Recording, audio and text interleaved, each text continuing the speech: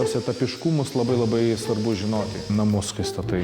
Jokiais būdais nedaryk, kad būtų plytelės paskutinės arba elektra paskutinė kabinama, vis tiek reikia viską etapiškai žinoti, kas paskutiniai vietai turėtų būti. Tai dėl to parketas turi būti iš tikrųjų vienas paskutinių akcentų.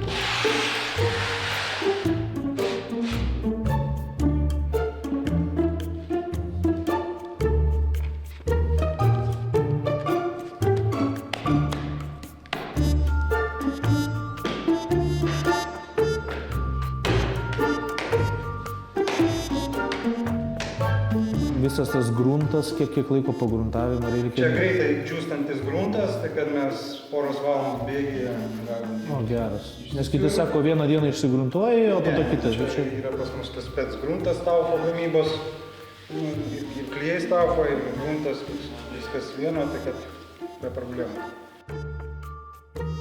Geras jausmas, kad gali prisidėti. Tiesiog į tą rievę kišė, ne? O kad neįsilenkus, tai biškelį taip...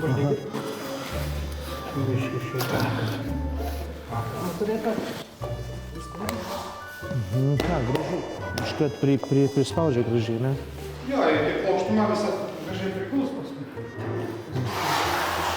Ir dar kas labai faina, kad realiai kiekviena lenta yra unikali. Ir tu nerasi realiai antros tokios pačios. Nu gerai, nu toliau.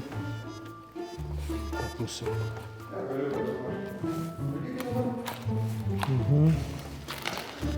Ne, prisitraukia. Nu, mano vaikai išbandys tas parketlentes, kur būna kartais medžiagas išbando ekstremaliom sąlygom, žinai.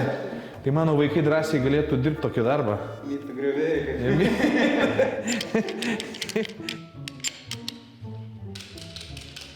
Toks geras jausmas.